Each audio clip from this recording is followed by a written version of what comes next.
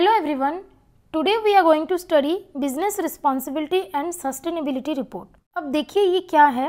ये भी one kind of report है जो बड़े बड़े कंपनीज बनाते हैं एंड कुछ कंपनीज के लिए कंपलसरी भी हो गई है. सुनिए, एमसीए पता है आप लोग को, मिनिस्ट्री ऑफ कॉरपोरेट अफेयर्स. 2009 पे इसने एनवीजी बनाया, नेशनल वॉल्यूंटरी गाइडलाइंस. अभी नेशनल वॉल्यूंटरी गाइडलाइंस में क्या है, इस पे प्रिंसिपल्स हैं. There are 9 principles in national voluntary guidelines जिसको हर एक बिजनेस को फॉलो करना चाहिए. But as the name suggest it is a voluntary guidelines. ठीक है, ये कंपलसरी नहीं है, ये टोटली वॉल्यूंटरी है. बट 2012 पे सेबी ने इसको मैंडेटरी कर दिया. किसने मैंडेटरी कर दिया?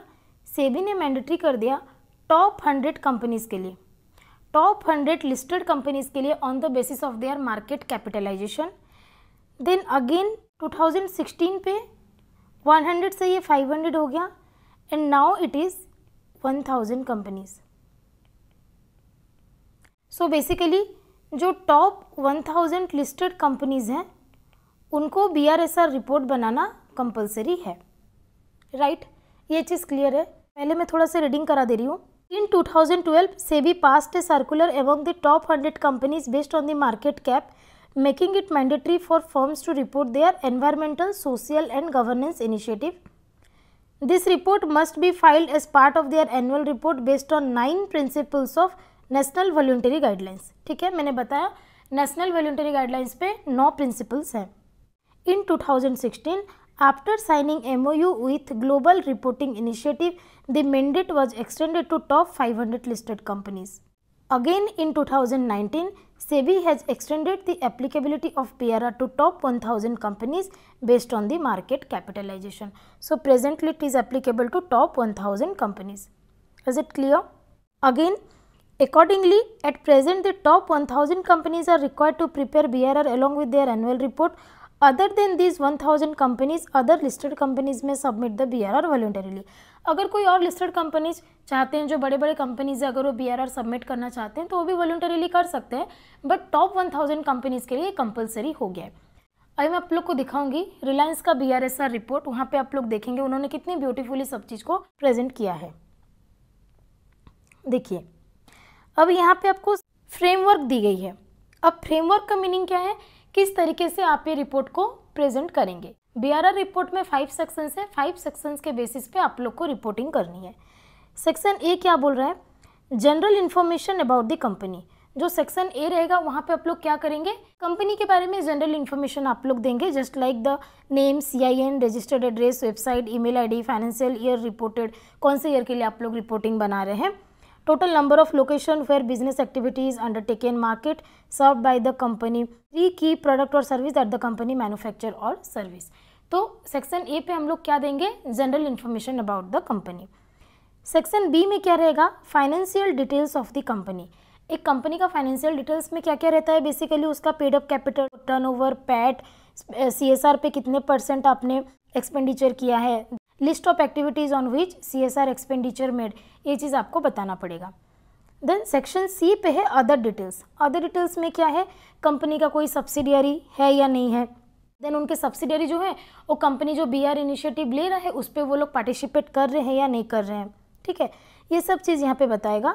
Does the company have any subsidiary company, do the subsidiary company participate in the BR initiative of the parent company, if yes then indicate the number of such parent companies. Do any other entity that the company does business with participate in the BR initiative? If yes, then please indicate % of such entity. यहाँ पे other details पे आप ये चीज़ देंगे अपने subsidiary के बारे में. देन है BR इन्फॉर्मेशन. BR इन्फॉर्मेशन में क्या देंगे, कौन से डायरेक्टर आपके BR रिपोर्टिंग के लिए रिस्पॉन्सिबल है. Then principle wise BR policy आपकी क्या है, and governance related to business responsibility. Then section E पे आप लोग देंगे प्रिंसिपल वाइज परफॉर्मेंस. जो NVG के 9 प्रिंसिपल है ना, NVG के 9 प्रिंसिपल जो हैं उसके 9 प्रिंसिपल के अकॉर्डिंग आप लोग का परफॉर्मेंस कैसा है, आप लोग अपने परफॉर्मेंस के बारे में बताएंगे on the basis of the 9 principles. ठीक है, इसके बाद आप लोग को 9 प्रिंसिपल्स दी गई है. उससे पहले मैं थोड़ा सा BRSR रिपोर्ट का बस दिखा रही हूँ कि उसने कैसे ए से लेके ई तक कैसे करके उन्होंने अपना रिपोर्ट दिया है। देखिए, ये है आपका RIL का बिजनेस रिस्पॉन्सिबिलिटी रिपोर्ट। इंट्रोडक्शन इन्होंने दिया, NVG principles, national voluntary guidelines principle. यहाँ पे पहले इन्होंने 9 प्रिंसिपल्स ऐसे ही लिख दिए, ठीक है। 9 प्रिंसिपल जो है इन्होंने 9 प्रिंसिपल लिखा है, ये हम लोग बाद में देखेंगे। पहले जो सेक्शन ए से लेके ई तक है मैं आपको वो दिखा रही हूँ। सेक्शन ए पे देखिए क्या लिखा है इन्होंने, general information about the company. अब जनरल इन्फॉर्मेशन में इन्होंने क्या दिया, देखिए CIN नंबर मैंने बताया, CIN नंबर दिया, नेम ऑफ द कंपनी दी, रजिस्टर्ड एड्रेस दिया, वेबसाइट दिया, ईमेल ID दिया, राइट। देन रिपोर्टिंग ईयर इन्होंने दिया, ठीक है। Then sectors that the company is engaged in, कौन से सेक्टर्स पे वो काम कर रहा है, कौन कौन सा काम कर रहा है, ठीक है, वो उन्होंने दिया। फिर बोला लिस्ट 3 की प्रोडक्ट, मैंने बताया ना एटलीस्ट 3 की प्रोडक्ट आप लोग बताएंगे जो मैन्युफैक्चर कर रहे हैं या फिर जो 3 सर्विस आप लोग दे रहे हैं। पेज नंबर 137 पे वो लोगों ने थोड़ा सा ब्रीफली दिया है, ठीक है। Then total number of location फिर business activities undertaken by the company, कौन कौन से जगह पे वो लोग कर रहे हैं, देखिए नॉर्थ अमेरिका में कर रहे हैं, साउथ अमेरिका में कर रहे हैं, Europe, middle east and Asia. RIL has carried out business activities in over 50 domestic location. In addition to serving Indian market, RIL exported to 107 countries worldwide as on 31st March 2019, ठीक है। Section A समझ में आया। Then देखिए section B, section B पे है आप लोग का financial details of the company. Financial disclosure में हम लोगों ने क्या देखा था, पेड अप कैपिटल बताएगा, टर्नओवर बताएगा, पैट बताएगा, राइट। ये सब चीज़ इन्होंने यहाँ पे बताया। देखिए पेड अप कैपिटल कितना है, टर्नओवर कितना है, प्रॉफिट आफ्टर टैक्स कितना है, CSR पे कितना एक्सपेंडिचर किया एंड कौन कौन से CSR एक्टिविटीज़ पे इन्होंने एक्सपेंडिचर किया, ठीक है। Then other details, other details पे हमने क्या बोला था, अपने सब्सिडियरी के बारे में ये लोग बताएंगे कुछ है क्या, और अगर है तो वो लोग BR इनिशिएटिव पे सपोर्ट कर रहे हैं या नहीं कर रहे हैं, तो कितने परसेंटेज एक्टिविटीज़ कर रहे हैं, ठीक है। तो इन्होंने वो चीज़ भी यहाँ पे दिया है। फिर देखिए सेक्शन डी पे है BR इन्फॉर्मेशन। BR इन्फॉर्मेशन पे हम लोगों ने देखा था कौन कौन से डायरेक्टर रिस्पॉन्सिबल हैं उनके बारे में वो बताएंगे। Details of the director responsible for the implementation of the BR policy. देखिए यहाँ पे पूरा DIN नंबर तक भी दे दिए हैं, कौन से डायरेक्टर का नाम क्या है, डेजिग्नेशन क्या है, उनका DIN नंबर, ठीक है। डायरेक्टर का नाम, डेजिग्नेशन, DIN नंबर, डायरेक्टर का नाम, डेजिग्नेशन एंड DIN नंबर, ठीक है। पूरा डिटेल्स जो भी BR रिपोर्टिंग के लिए रिस्पॉन्सिबल है उनका पूरा का पूरा डिटेल्स यहाँ पे दी जाती है। Then details of BR head, BR head का डिटेल्स मतलब जो आपके बिजनेस रिस्पॉन्सिबिलिटी जो लिए हैं उनका हेड जो है उनका नाम भी आपको देना पड़ेगा। DIN नंबर देखिए, डेजिग्नेशन देखिए, executive director Shri Nikhil R Meswani, telephone number, email ID, ये BR हेड के लिए रिस्पॉन्सिबल है, ठीक है। देन सेकेंड में बोला गया था governance related to BR, frequency of assessing BRR performance, BRR performance कब कब आप लोग एक्सेस करते हैं। सो यहाँ पे दिया गया the CSR and G committee assess the BR performance of the company annually, annually ये लोग एसेस करते हैं अपनी परफॉर्मेंस को लेके, ये सब चीज़ यहाँ पे दी गई है। Then section E, section E क्या है, प्रिंसिपल वाइज परफॉर्मेंस। अब 5 सेक्शन ही टोटल था, लास्ट सेक्शन था हम लोग का प्रिंसिपल वाइज परफॉर्मेंस। जो NVG के 9 प्रिंसिपल्स हैं वो ईच प्रिंसिपल वाइज आप लोग का परफॉर्मेंस कैसा है वैसे आप लोग को बताना पड़ेगा। देखिए प्रिंसिपल 1, प्रिंसिपल 2 अभी मैं पढ़ाऊँगी, फिर हम लोग ये फिर से देखेंगे उन्होंने कैसे रिप्रेजेंट किया है। 9 प्रिंसिपल के ऊपर वो लोग यहाँ पे प्रेजेंट कर रखे हैं, ठीक है। देखते हैं, चलिए। Before starting with the notes मैं आप लोग को पहले बताना चाहूँगी शॉर्ट में कि 9 प्रिंसिपल्स क्या है, देन हम लोग नोट्स वाइज पढ़ेंगे। एंड बुक से आप ये चैप्टर नहीं पढ़ सकते गाइज, इतना लेंदी तरीके से एकदम लिख दिया है ना हिस्ट्री टाइप, तो एकदम आपको नींद आएगा और आप लोग छोड़ के जाएंगे, और एग्जाम्स में ये आने वाला है, ठीक है। सो हम लोग इसको पढ़ेंगे, बहुत इंटरेस्टिंग तरीके से पढ़ेंगे। पहले मैं आप लोग को एक शॉर्ट फॉर्म बता देती हूँ, एक समरी बता देती हूँ। यूजुअली हम लोग क्या चैप्टर पढ़ने के बाद समरी बनाते हैं, बट यहाँ पे पहले मैं आप लोग को एक समरी बना के दिखा रही हूँ, सो दैट आपको समझ आए कि चैप्टर में क्या क्या है। उसके बाद हम लोग पढ़ेंगे, आप लोग को आसानी होगी, ठीक है। देखिए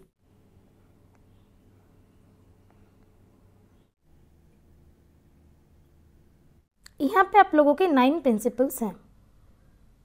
principal number 1, principal number 1 guys आप लोग को बोलता है अकाउंटेबिलिटी के बारे में। अभी अकाउंटेबिलिटी क्या बोल रहा है, देखिए ये बोलता है कि आप लोग जो भी काम कर रहे हैं ना, कॉरपोरेट जो भी काम कर रहा है उसके लिए उसको जिम्मेदारी लेनी पड़ेगी। क्या करनी पड़ेगी, जिम्मेदारी लेनी पड़ेगी।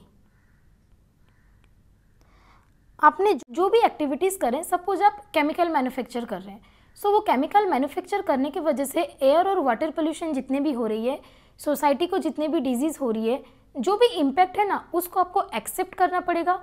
ट्रांसपेरेंट वे पे कम्युनिटीज़ को बतानी पड़ेगी कि हाँ देखिए मेरे वजह से ये हो रहा है, एंड इसको अकाउंटेबिलिटी करनी पड़ेगी, एंड सेकेंडली उसको मिटिगेट करने के लिए आपको स्टेप्स लेनी पड़ेगी। सो पहला प्रिंसिपल जो है वो आपको यही बोलता है अकाउंटेबिलिटी के बारे में, आपको जिम्मेदारी लेना पड़ेगा, आपकी जिम्मेदारी से आप हट नहीं सकते। सेकेंड प्रिंसिपल बोलता है सेफ प्रोडक्ट के बारे में। अब ये सेफ प्रोडक्ट क्या है?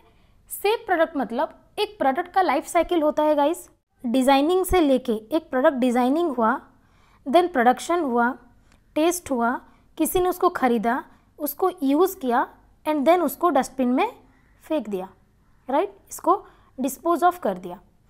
अभी डिज़ाइनिंग से लेके डिस्पोज ऑफ तक आपको ये कमिटमेंट देनी पड़ेगी कि आपकी जो प्रोडक्ट है वो सेफ़ है, वो किसी भी तरीके से ना एनवायरनमेंट को, ना इंसान को, ना आसपास के लोकेलिटी में किसी को भी वो हार्म नहीं पहुंचाएगा। So second principle is your safe product. Then third principle क्या बोल रहा है? Employ welfare. एम्प्लॉय वेलफेयर के बारे में क्या बोल रहा है guys? You must take care of the wellbeing of all the employees. आपके सारे एम्प्लॉयज कैसे ठीक से रहें, कैसे ठीक से काम करें, उसकी जिम्मेदारी भी आपको लेनी पड़ेगी। देन फोर्थ प्रिंसिपल बोल रहे हैं small stake holders. Small stake holders क्या बोल रहे हैं? यहाँ पे शेयर होल्डर्स का बात नहीं हो रहा है, स्टेक होल्डर्स का बात हो रहा है। स्मॉल स्टेक होल्डर्स मतलब यहाँ पे हम क्या बोल रहे हैं? यहाँ पे हम लोग बोल रहे हैं कि आपके बिजनेस के साथ साथ ना, आपके एम्प्लॉयज़ के साथ साथ आपके आसपास जितने लोग हैं, आपके कस्टमर्स हैं, आपके सप्लायर हैं, आपके लोकेलिटी में जितने लोग हैं, गवर्नमेंट है, सब आपके बिजनेस से अफेक्टेड होते हैं, सबको कहीं ना कहीं फ़र्क पड़ता है। तो जो छोटे छोटे स्टेक होल्डर्स हैं, सपोज देखिए आपके फैक्ट्री पे कुछ वर्कर्स काम करने आते हैं, कि फैक्ट्री बंद हो जाए, 2 दिन के लिए भी बंद हो जाए, तो उनके डेलीहुड लाइफस्टाइल में बहुत फ़र्क पड़ जाएगा। तो आपको उनके वेलबींग का भी ध्यान रखना पड़ेगा। जो मार्जिनलाइज्ड हैं, जो वनरेबल हैं, जो छोटे छोटे स्टेक होल्डर्स हैं, उनका आपको ख्याल रखना पड़ेगा। Okay, so this is all about small stake holders. Then 5 पे आप लोग का है ह्यूमन राइट्स। अब ह्यूमन राइट्स क्या बोलता है? कॉन्स्टिट्यूशन ऑफ इंडिया सारे ह्यूमन बींग को कुछ राइट्स दे रखी है। आप लोग बोल सकते हैं, आप लोग अपने डिसीजन ले सकते हैं, अपना काम कर सकते हैं, आप लोग को कुछ इक्वल राइट्स दी गई है। कॉन्स्टिट्यूशन ऑफ इंडिया ही आप लोग को राइट्स देती है, तो बिजनेस को भी ह्यूमन राइट्स का ध्यान रखना पड़ेगा। ठीक है, फिर डिटेल्स में हम लोग बातें करेंगे। बस 9 प्रिंसिपल क्या है मैं आप लोग को बता रही हूँ। 6 में बोलता है एनवायरनमेंट। जहाँ पे भी एनवायरनमेंट आया आप लोग क्या करेंगे? Optimal use of resources. आप रिसोर्सेज का ऑप्टिमल यूज़ करेंगे, रिसाइकिल करेंगे, रीयूज करेंगे, वेस्टेज को रिड्यूस करेंगे। ठीक है, now principle number 7। Principle number 7 बोलता है लॉबिंग के बारे में। लॉबिंग मतलब नथिंग बट एडवोकेसी। अब ये चीज़ क्या बोलता है गाइस? देखिए, जो भी कॉरपोरेट्स होते हैं ना, अभी गवर्नमेंट जितनी भी लॉज, रेगुलेशन, रूल्स लाती है ना, उसमें बड़े बड़े कंपनीज का इम्पैक्ट रहता है। जैसे कि टाटा का, रिलायंस का, ये सब का इम्पैक्ट ना गवर्नमेंट के डिसीजन पे रहता है। वो लोग कहीं ना कहीं इन्फ्लुएंस करते हैं। इसको बोलते हैं लॉबिंग, एडवोकेसी। अब क्या होता है, लॉबिंग लीगल नहीं है, बट ये होती है और ये होती रहेगी। Sometime it turns bad, sometime it turns good, but जो भी होगा, यहाँ पे एनवीजी बोलता है कि अगर आप लॉबिंग कर भी रहे हैं तो आप ध्यान दीजिएगा कि ये एनवीजी का जो प्रिंसिपल्स है ना, इसके अगेंस्ट में ना जाए। ठीक है, किसी को भी इससे हार्म नहीं होना चाहिए। आप अपने फेवर पे डिसीजन लेंगे, सो अपने फेवर पे लीजिए, बट उसके किसी और का हानि नहीं होना चाहिए। ठीक है, तो ये बोलता है आप लोग का lobbying for policies. Then principle number 8। Principle 8 बोलता है इक्विटेबल डेवलपमेंट।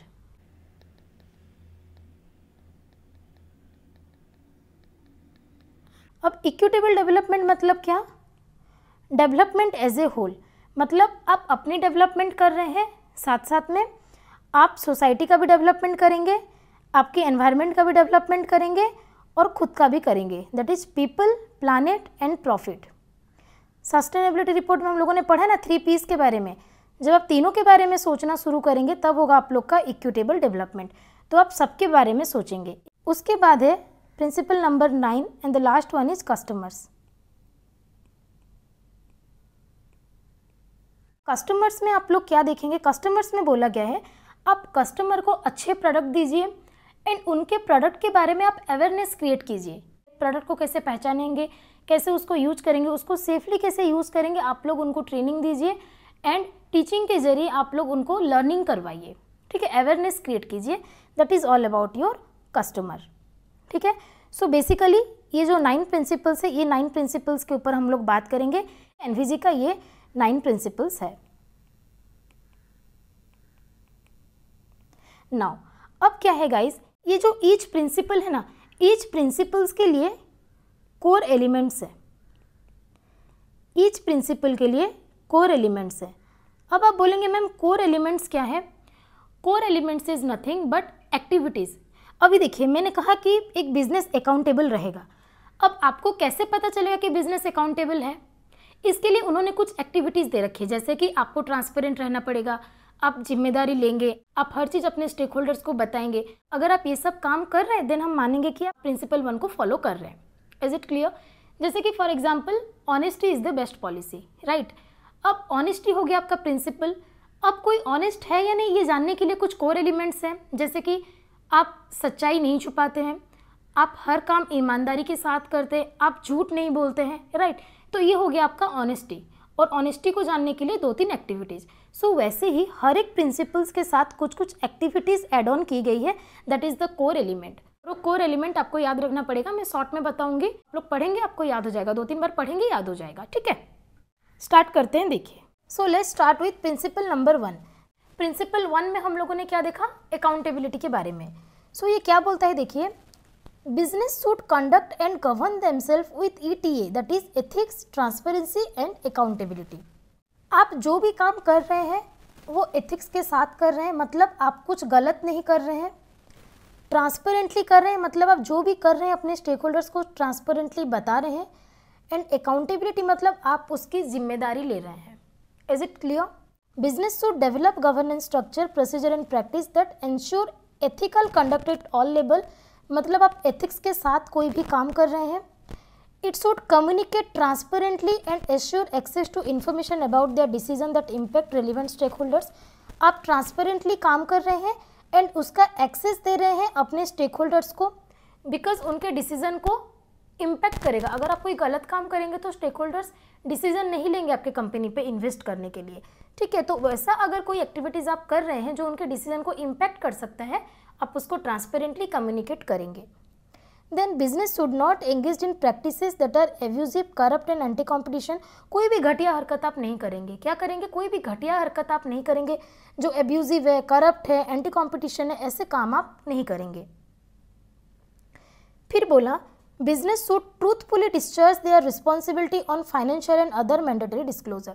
अगर कुछ फाइनेंशियल डिस्क्लोजर करनी है तो आप ट्रूथफुली, सही तरीके से सच बोल के उस चीज़ को आप डिस्क्लोज करेंगे।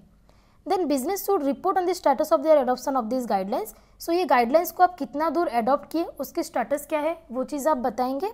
And the last one is business should avoid complicity with the action of any third party that violates any of the principles content in this guidelines. बोल रहा है कि बिजनेस को ऐसे कोई भी थर्ड पार्टी के साथ कॉम्प्लिशिट नहीं रखनी चाहिए। ऐसे कोई कॉम्प्लिशिट मतलब रिश्ता या फिर काम का कनेक्शन। ऐसे कोई भी थर्ड पार्टी अगर एनवीजी के गाइडलाइंस को फॉलो नहीं कर रही है, उसको वायलेट कर रही है, तो आप उसको प्रोत्साहित नहीं करेंगे, उसको सपोर्ट नहीं करेंगे, राइट। देखो इसमें बेसिकली 5 चीज़ है, राइट। इसमें बेसिकली 5 पॉइंट्स है, उसको मैंने एकदम शॉर्ट में लिखा है, आपको याद करने के लिए ईजी होगा। बिजनेस शुड डेवलप GPP मतलब governance structure, policy and practices that ensure ethical conduct and transparently communicate decision that impact stakeholders। आप एथिकली बिजनेस करेंगे एंड आपके वो सारे एक्शंस को आप ट्रांसपेरेंटली बताएंगे अपने स्टेक होल्डर्स को, जिससे उनका डिसीजन इम्पैक्ट हो सकता है। सेकेंडली, आप घटिया काम नहीं करेंगे, that is abusive, corrupt, anti competition काम आप नहीं करेंगे। फाइनेंशियल एंड अदर मैटर्स को ट्रूथफुली डिस्क्लोज करेंगे। देन ये गाइडलाइंस एडॉप्शन के लिए आपका स्टेटस क्या है वो आप रिपोर्ट करेंगे। एंड कोई भी थर्ड पार्टी अगर वायलेट कर रही है प्रिंसिपल्स को, आप उसके साथ कॉम्प्लिशिट नहीं करेंगे, आप अवॉइड करेंगे, उनके साथ बात करना, रहना, काम करना आप अवॉइड करेंगे। आप उनको सपोर्ट नहीं करेंगे। प्रिंसिपल नंबर 1 समझ में आया। Now come to second principle. Second principle क्या था? सेफ प्रोडक्ट, राइट, हम लोगों ने पढ़ा था सेफ प्रोडक्ट। अब सेफ प्रोडक्ट तो बहुत ईजी है। क्या बोल रहा है देखिए, business should provide goods and services that are safe and contribute to sustainability throughout their life cycle. Throughout the life cycle मतलब डिजाइनिंग से लेकर डिस्पोजल तक वो प्रोडक्ट सेफ रहेगा, इसकी एश्योरेंस आप देंगे। क्या बोल रहे हैं देखिए, business should ensure safety use over the life cycle of the product from design to disposal and ensure that everyone connected with it, designer, producer, value chain members, customer, recyclers are aware of their responsibilities. क्या बोल रहे हैं, आपका जो product है वो design से लेकर डिस्पोजल तक वो सेफ है एंड जितने भी लोग इससे जुड़े हुए हैं, डिजाइनिंग करते टाइम डिजाइनर होगा, प्रोडक्शन टाइम प्रोड्यूसर होगा, वैल्यू चेन पे जितने भी लोग आपके साथ जुड़े हैं, कस्टमर्स हैं, रिसाइकलर्स हैं, वो लोग अपने रिस्पॉन्सिबिलिटीज से अवेयर हैं। ठीक है। सेकंड क्या बोला, business should raise the consumer awareness of their rights through education, product labelling, appropriate and helpful marketing, communication, full details of content and composition. ठीक है, ऑफ सेफ यूजेस। अभी आपका प्रोडक्ट सेफ है, आपने ये इंश्योर किया, देन उसका safe usage के लिए आप कस्टमर के मन में अवेयरनेस क्रिएट करेंगे। ठीक है। देन थर्ड क्या बोला, in designing the product business should ensure that the manufacturing processes and technologies required to produce it are resource efficient and sustainable. आप ऐसे टेक्नोलॉजी डेवलप कीजिए जो रिसोर्स एफिशिएंट हो, जहाँ पे हम लोग का रिसोर्स का वेस्टेज ना हो एंड वो सस्टेनेबल हो। Then business should regularly review and improve upon the process of new technology development, deployment and commercialization, incorporating social, ethical and environmental consideration। वही चीज़ बोल रहे हैं, business should recognize and respect the right of people who may be owners of traditional knowledge and other forms of intellectual properties। आप लोग सबको क्या करेंगे, respect करेंगे उन लोगों के राइट्स को जो लोग ट्रेडिशनल नॉलेज के ओनर्स हैं या फिर कोई भी इंटेलेक्चुअल प्रॉपर्टी के ओनर हैं। फिर बोला, business should recognise that over consumption results in unsustainable exploitation of our planet resources and should therefore promote sustainable consumption including recycling of resources. अगर आप रिसोर्सेज का ओवर कंजम्पशन करेंगे देन वो resources का अनसस्टेनेबल एक्सप्लोटेशन होगा। इस पे basically आप लोग का 6 पॉइंट्स है। क्या बोल रहे हैं, आप लोग safety use and responsibilities awareness create करेंगे, then consumer awareness about their right up raise करेंगे, मैन्युफैक्चरिंग प्रोसेस जो है वो रिसोर्स एफिशिएंट एंड सस्टेनेबल होना चाहिए, देन जो भी आप काम करें उसको रेगुलरली रिव्यू करेंगे, इम्प्रूव करेंगे, recognise and respect the right of the people and then over consumption result in unsustainable exploitation of planet resources. So आप लोग क्या करेंगे, रिसाइकलिंग को प्रमोट करेंगे। ठीक है। देन आइए प्रिंसिपल 3। प्रिंसिपल 3 में हम लोगों ने क्या देखा, एम्प्लॉयज वेलफेयर। आप एम्प्लॉयज के वेलफेयर के लिए काम करेंगे। Business should promote the wellbeing of all the employees. Business should respect the right to freedom of association, participation, collective bargaining and provide access to appropriate grievance redressal mechanism. जो भी आपके labour हैं उनको आप यूनियन बनाने का आप लोग इंडिपेंडेंस दीजिए, जिसकी वजह से उनका यूनियन बना के वो अपना बात रख सके, कलेक्टिव बार्गेनिंग कर सके, उसको कलेक्टिव बार्गेनिंग बोली जाती है। And provide access to appropriate GRM grievance redressal mechanism रखिए, सो दैट किसी को कोई भी तकलीफ हो ना तो वो लोग उसको आपके सामने रख सके। Business should provide and maintain equal opportunities eight the time of recruitment. अब क्या बोले, जब रिक्रूटमेंट हो रहा है ना तब आप लोग डिस्क्रिमिनेशन मत कीजिए, जैसे कि मेल एम्प्लॉय फीमेल एम्प्लॉय पे बहुत ज़्यादा डिस्क्रिमिनेशन होती है, वो मत कीजिए। कोई भी टाइप का हो गया, ठीक है, जैसे कि caste, creed, gender, race, religion, disability और सेक्सुअल ओरिएंटेशन, किसी भी तरीके का आप लोग डिस्क्रिमिनेशन मत कीजिए at the time of recruitment. Then क्या बोला, business should not use child labour, force labour. आप child labour, force labour use मत कीजिए। Business should take cognizance of the work life balance of its employee. Work life balance guys basically ना जो भी lady employ होते हैं ना उनका वर्क लाइफ बैलेंस बहुत घटिया होता है। ठीक है, उनको बहुत मैनेज करना पड़ता है, घर संभालेंगे, बच्चे संभालेंगे, देन ऑफिस संभालेंगे। एक मेल एम्प्लॉय से ज़्यादा फीमेल एम्प्लॉय को ज़्यादा तकलीफ होती है, ज़्यादा उनको मैनेज करना पड़ता है, तो आप लोग वर्क लाइफ बैलेंस का ध्यान रखेंगे। फिर क्या बोला, business should provide facilities for wellbeing of its employees including those with special needs. They should ensure timely payment of their fair living wages to meet basic needs and economic securities of the employees. ठीक है, अभी आप कोई काम कर रहा है तो अपना ज़िंदगी का गुजारा करने के लिए कर रहा है, तो जो पेमेंट है आप सही टाइम पे दीजिए। ऐसे नहीं कि 6 महीना तक आप पेमेंट ही नहीं दे रहे हैं और एम्प्लॉयज़ काम करते जा रहे हैं, तो उनको उससे तकलीफ होगी। Then business should provide a workplace environment that is safe, hygienic, which affords the dignity of the employee. आप एक safe and hygienic environment provide कीजिए, work environment provide कीजिए. Business should ensure continuous skill and competence upgrading. अभी जो employees हैं उनको आप time to time training दीजिए. अभी मेरे कंपनी में हमको हर 15 दिन में कभी SAP के ऊपर ट्रेनिंग दी जाती है, कभी एडवांस एक्सेल के ऊपर ट्रेनिंग दी जाती है, कभी अपीयरेंस को लेकर ट्रेनिंग दी जाती है. तो बहुत सारी चीज़ों के लिए कंटिन्यूस बेसिस पे वो लोग इम्प्रूवमेंट करने के लिए ट्रेनिंग देते रहते हैं. तो ये सब चीज़ आप लोग करेंगे. देन 8 बोला business should create system and practices to ensure a harassment free workplace where employees feel safe and secure in discharging their responsibility. आप एक harassment free workplace provide करेंगे. सो बेसिकली सबसे easy तो मुझे यही वाला लगा. हालांकि इसमें 8 पॉइंट्स हैं बट स्टिल ये बहुत ईजी लग रहा है गाइज. एम्प्लॉय के वेलफेयर के लिए, वेलबींग के लिए आप लोग काम करेंगे. पहला है आप सारे एम्प्लॉयज़ के राइट्स को ना रिस्पेक्ट कीजिए. अब उनके कौन कौन से राइट्स हैं? फ्रीडम ऑफ एसोसिएशन है, कलेक्टिव बार्गेनिंग है एंड ग्रीवेंसेज रिड्रेसल मैकेनिज्म आप लोग उनको एक्सेस देंगे. Then equal opportunity irrespective of caste, creed, gender and religion. No child labour, no force labour. Work life balance provide करेंगे. Facilities for the wellbeing of its employees, that is timely wages pay आप लोग करेंगे. Safe and hygienic workplace provide करेंगे. Skill and competence आप लोग upgrade करेंगे and harassment free workplace provide करेंगे. So basically अभी तक हम लोगों ने 3 प्रिंसिपल देखा. पहला प्रिंसिपल देखा एथिक्स, ट्रांसपेरेंसी एंड अकाउंटेबिलिटी के साथ आप लोग काम करेंगे. सेकेंडली आप लोग सेफ प्रोडक्ट प्रोवाइड करेंगे. सेफ प्रोडक्ट के रिगार्डिंग हम लोगों ने देखा. थर्डली हम लोगों ने देखा कैसे एम्प्लॉयज़ के वेलबींग के लिए आप क्या क्या काम कर सकते हैं. Now come to the 4th principle and that is small stake holders. अब ये क्या बोल रहा है देखिए. Business should respect the interest of and be responsive towards all the stake holders, specially those who are disadvantage, vulnerable and marginalised. जो लोग छोटे छोटे आपके स्टेक होल्डर्स हैं, जो लोग बेसिकली लोग जिनको इग्नोर कर जाते हैं, आप उनको इग्नोर मत कीजिए. बिकॉज कुछ ऐसे लोग आपके साथ जुड़े हुए हैं, अगर आपकी बिजनेस बंद हो जाती है 2 दिन के लिए भी ना, उनकी ज़िंदगी ख़त्म हो जाएगी. इस टाइप के भी कुछ लोग रहते हैं. इसका एक बेस्ट एग्जाम्पल है गाइज आप लोग का कोको फार्मर्स. नेस्ले क्या करता है बेसिकली, वो कॉफ़ी, कोको पाउडर, ये सब चीज़ उसके मेन प्रोडक्ट है. तो अभी जो फार्मर्स लोग हैं ना, बेसिकली जो coffee beans and cocoa beans के जो फार्मर लोग हैं, वो लोग प्रोडक्शन के लिए बहुत डर रहे थे क्योंकि उनकी जो प्रोडक्ट है वो बहुत कम रेट पे बिकती है और उनको उतना फ़ायदा होता नहीं है, मेहनत ज़्यादा है. तो जो छोटे छोटे फार्मर्स हैं वो लोग बेसिकली अभी फार्मिंग करना बंद करके दूसरे लाइन की तरफ स्विच होना शुरू हो गए हैं. और जो नेस्ले कंपनी है वो ये चीज़ को आइडेंटिफाई किया और उन्होंने अभी क्या करते हैं ना, जो भी कोको फार्मर्स होते हैं ना, वो लोग प्रीमियम रेट पे चीज़ें खरीदती है. सो दैट बेसिकली अफ्रीका के जो कोको फार्मर लोग होते हैं ना, वो लोग नेस्ले को ही अपनी प्रोडक्ट देने की चाह रखते हैं. वो लोग चाहते हैं कि नेस्ले ही उनका प्रोडक्ट खरीदे क्योंकि वो बहुत प्रीमियम प्राइस पे खरीदता है.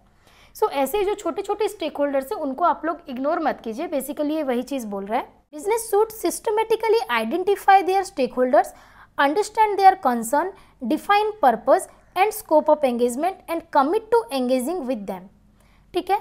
Business should acknowledge, assume responsibilities and be transparent about the impact of their policies, decision, product and services and associated operation on the stakeholders. Business should give special attention to stakeholders in the areas that are underdeveloped. Business should resolve differences with stakeholders in a just, fair and equitable manner. आप लोग उनसे बात कीजिए, जो भी differences है उसको आप फेयर मैनर में उसको आप लोग रिजॉल्व कीजिए.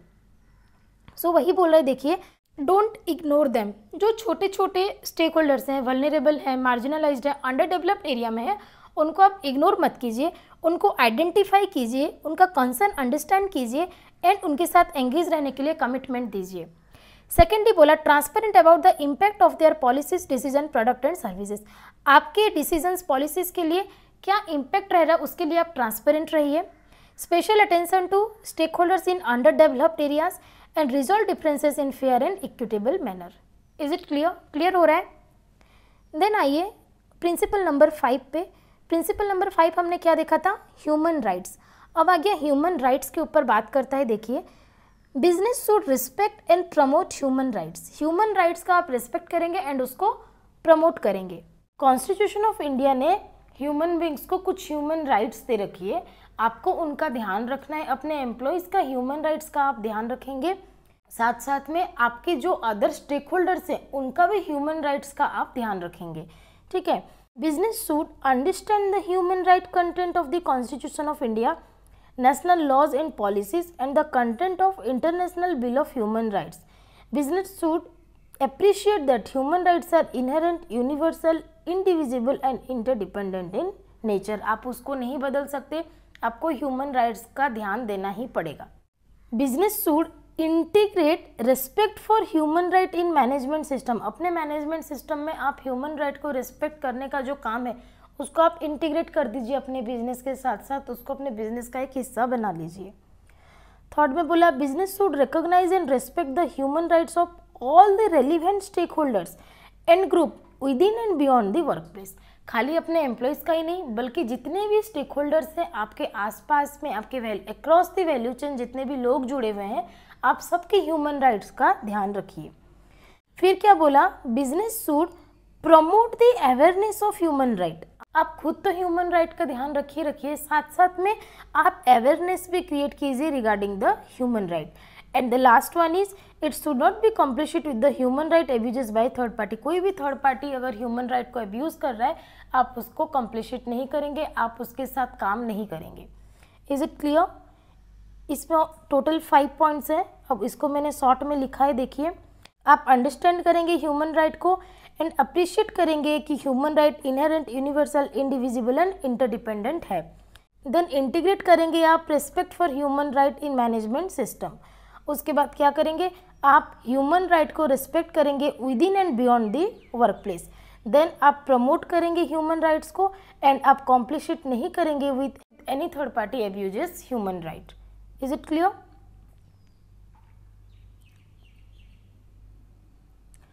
उसके बाद प्रिंसिपल नंबर 6. प्रिंसिपल नंबर 6 हमने क्या देखा था, ई फॉर एनवायरमेंट. अब एनवायरमेंट का बात जहाँ पे भी आया आप लोग क्या करेंगे, रिसोर्स का ऑप्टिमल यूसेज करेंगे, रिसाइकिल करेंगे, रीयूज करेंगे, वेस्टेज नहीं करेंगे. सो दैट क्या होगा, आप सस्टेनेबल डेवलपमेंट करेंगे. राइट, सस्टेनेबल डेवलपमेंट करेंगे, कोई भी चीज़ का आप अननेसेसरी यूज नहीं करेंगे. ठीक है, देखिए, business should respect, protect and make efforts to restore the environment. आप अपने एनवायरमेंट को रिस्टोर करने के लिए क्या करेंगे, एफर्ट लगाएंगे. ठीक है. Business should utilize natural and man-made resources in an optimal and responsible manner and ensure the sustainability of resources by reducing, reusing, recycling and managing waste. आप क्या करेंगे, ऑप्टिमल यूज करेंगे रिसोर्सेज का, प्लस आप sustainability ensure करेंगे by reducing, reusing, recycling and managing the waste. Then business should take measures to check and prevent pollution. आप pollution prevent करेंगे, pollution को चेक करेंगे, देन पॉल्यूशन को प्रिवेंट करेंगे. Business should continuously seek to improve their environmental performance by adopting cleaner production methods, promoting use of energy efficient and environment friendly technologies and use of renewable energy. क्या बोल रहे हैं, देखिए, आप अपना environmental performance को increase कीजिए. कैसे आप करेंगे, 2 तरीके से. एक तो आप क्लीनर प्रोडक्शन मेथड यूज कीजिए और दूसरा आप energy efficient and environment friendly technologies का यूजेस कीजिए. ठीक है. फिर बोल रहा है बिजनेस शुड डेवलप EMS. ये इंपॉर्टेंट है, environment management system. Environment management system क्या होता है, ये एक ऐसा सिस्टम है जो आपको बता देगा कि आपकी वजह से एनवायरमेंट कितना पॉल्यूटेड है, क्या क्या नुकसान हुआ है, सो दैट फिर मैनेजमेंट उस हिसाब से एक्शन लेती है. इसीलिए बोला गया it should develop environment management system and contingencies plan and processes that helps them in preventing, mitigating and controlling environment damages and disasters. ठीक है. Then business should report their environmental performance including assessment of potential environmental risk associated with their operation to the stakeholders in a fair and transparent manner. ये वही बोल रहे हैं ना 4P bottom line का बात. राइट, आप वहाँ पे बताते थे प्लैनेट को कितना इम्पैक्ट हो रहा है, वो सब चीज़ आप बताएंगे. वही चीज़ बोल रहे हैं, आपको report their environmental performance report करना पड़ेगा. फिर बोला business should proactively persuade and support its value chain to adopt this principle. आप पूरा कोशिश करेंगे कि आप ये प्रिंसिपल को सही तरीके से अडॉप्ट कर सके. ठीक है. सो एनवायरमेंट के बारे में लिख पाएंगे. बेसिकली यहाँ पे 6 पॉइंट है. ऑप्टिमल यूज ऑफ रिसोर्सेज, पहले तो आप रिसोर्सेज का ऑप्टिमल यूज करेंगे एंड सस्टेनेबिलिटी इंश्योर करेंगे. किस तरीके से ऑप्टिमल यूज करेंगे, by reducing, reusing, recycling and managing the waste. First. Second पे क्या करेंगे, पॉल्यूशन को प्रिवेंट करेंगे and bear the cost of pollution abatement, उसको ख़त्म करेंगे। देन एनवायरमेंटल परफॉर्मेंस आप लोग मेजर करेंगे, कैसे करेंगे, क्लीनर प्रोडक्शन मेथड यूज करेंगे, energy efficient and environmental friendly technology use करेंगे। Then develop EMS environmental management system develop करेंगे and contingency plan. Then report environmental performance आप रिपोर्ट करेंगे। Then proactively persuade and support its value chain to adopt this principle. Clear हो रहा है guys. उसके बाद देखिए प्रिंसिपल नंबर 7। प्रिंसिपल नंबर 7 हम लोगों ने क्या देखा था, advocacy, right, that is lobbying. अब मैंने आप लोग को बताया कोई भी, जब भी गवर्नमेंट में कोई भी लॉ आ रहा है ना गाइस, जब भी गवर्नमेंट में कोई भी लॉज, रूल्स, पॉलिसीज कुछ भी आती है ना, तब जो बड़े बड़े कंपनीज हैं ना उनका इम्पैक्ट रहता है। वो लोग पुश करते हैं गवर्नमेंट को कि आप इस तरीके का डिसीजन लीजिए या फिर आप ऐसे कीजिए, तो बेसिकली वो लोग अपने ही फेवर पे करेंगे। सो ये जो प्रिंसिपल है यही बोल रहा है कि जब भी आप लॉबिंग करें ना, तब लोगों को हानि ना हो इस तरीके से आप काम करें, ठीक है, एक रिस्पॉन्सिबल मैनर से आप लोग लॉबिंग करें। और सेकेंड चीज़ बोल रहा है कि जब भी आप लॉबिंग करें ना, खुद से ना करें, आप चैम्बर ऑफ कॉमर्स का आप साथ लें। मतलब जहाँ पे 8-10 बिजनेस आप लोग अपना ओपिनियन देंगे एंड चैम्बर ऑफ कॉमर्स क्या करेगा, एक डिसीजन गवर्नमेंट को देगा और गवर्नमेंट आपका ना सुन के चैम्बर ऑफ कॉमर्स को ज़्यादा प्रायोरिटी देता है, ठीक है। तो यहाँ पे ये दो चीज़ बेसिकली बोल रहा है। देखिए, business when engaged in influencing public and regulatory policy should do so in a responsible manner. Lobbying होती है, ये लीगल नहीं है, बट लॉबिंग होती है, होती रहेगी, बट ये इसीलिए बोल रहा है कि आप जो भी काम करेंगे इन्हें रिस्पॉन्सिबल मैनर करेंगे।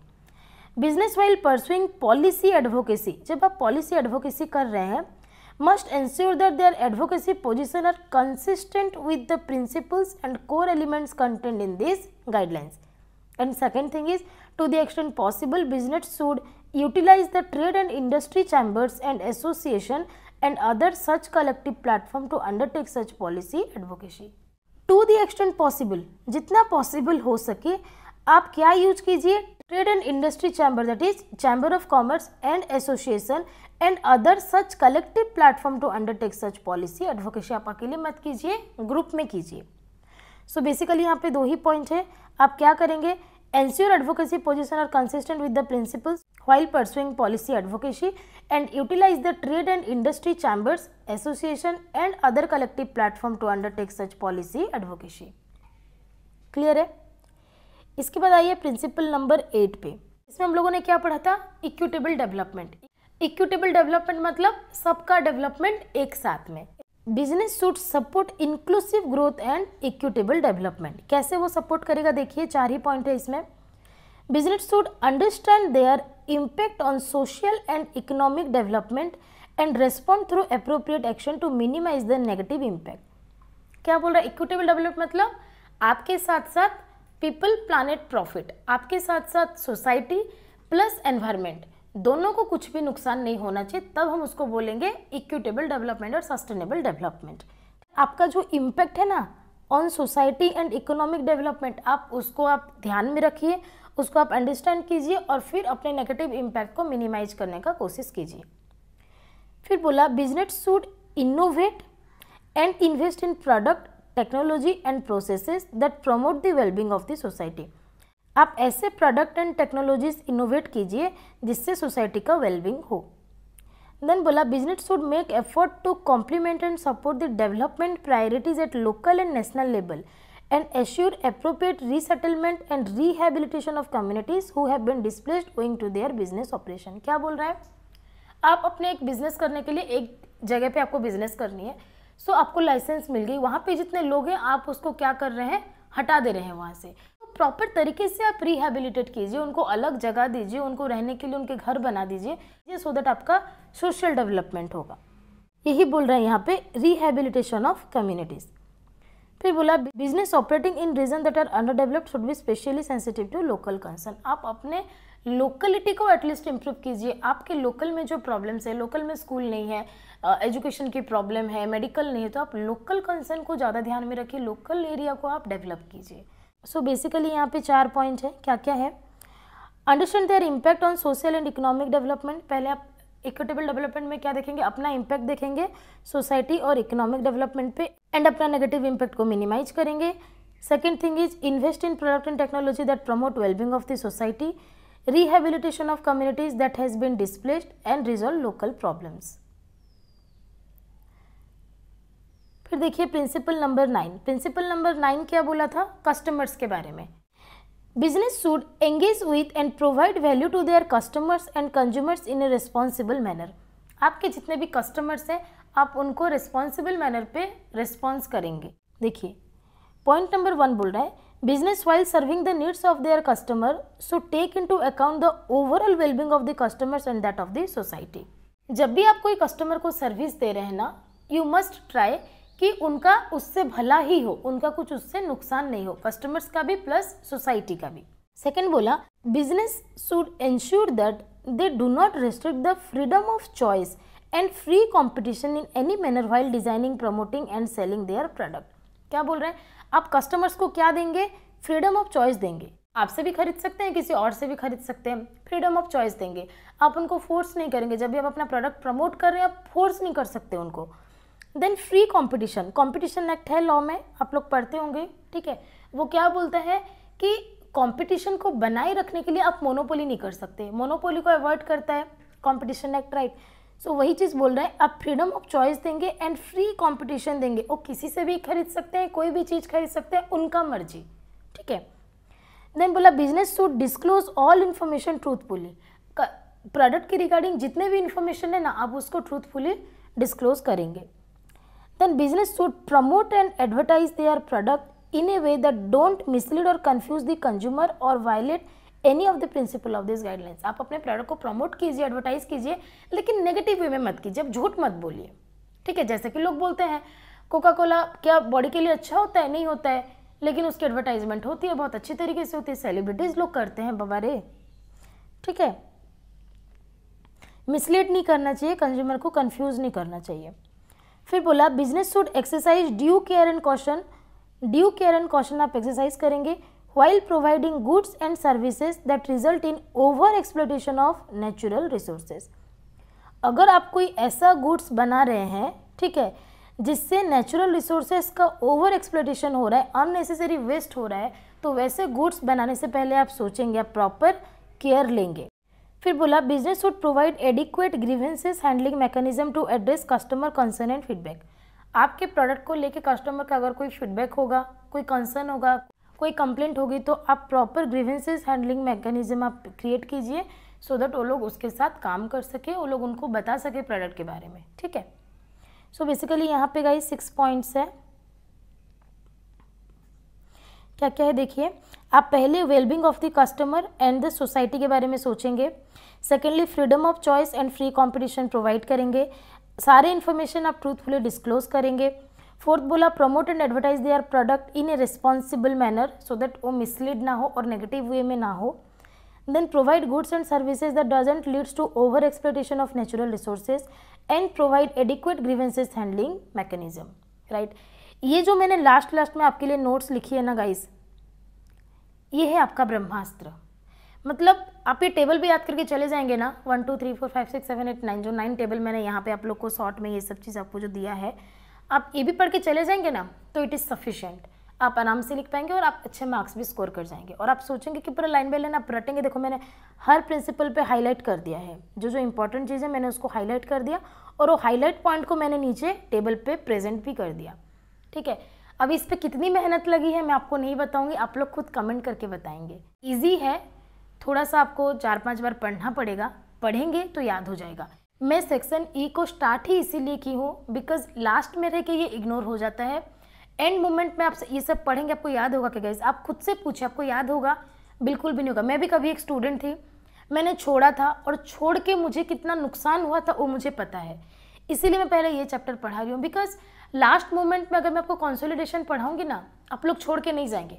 100% एग्जाम के पहले दिन तक आप प्रैक्टिकल करके जाएंगे, लेकिन एग्जाम के पहले दिन अगर मैं आपको ये थ्योरी पढ़ाऊंगी ना, आप पढ़ के नहीं जाएंगे, पढ़ ही नहीं पाएंगे, याद ही नहीं रहेगा।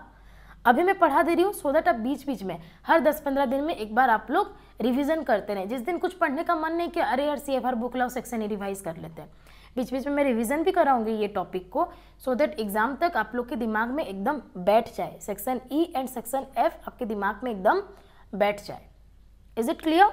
सो RIL का BRSR रिपोर्ट गूगल पे है, गूगल पे भी है, और आप RIL.com में जाके BRSR रिपोर्ट मारेंगे और उसको थोड़ा सा आप लोग अगर टाइम, अभी देखिए आप स्टार्ट कर रहे हैं न्यू सिलेबस, थोड़ा टाइम है ना, तो एक बार पढ़ लीजिएगा। सो देखिए कितने सारे रिपोर्टिंग होती है, हम लोग सिर्फ PL और बैलेंस शीट बना करके रह जाते हैं, और ऐसे कितने सारे रिपोर्टिंग एक ऑर्गेनाइजेशन में होती है। जो बड़े बड़े कंपनीज है ना, टाटा, रिलायंस, ठीक है, इन्फोसिस, ये सारे रिपोर्टिंग करते हैं, हमको पता नहीं चलता है, बट रिपोर्टिंग का इम्पैक्ट रहता है। So I hope you guys have understood this topic. मिलते हैं नेक्स्ट वीडियो पे एक नए टॉपिक के साथ, तब तक के लिए बाय बाय।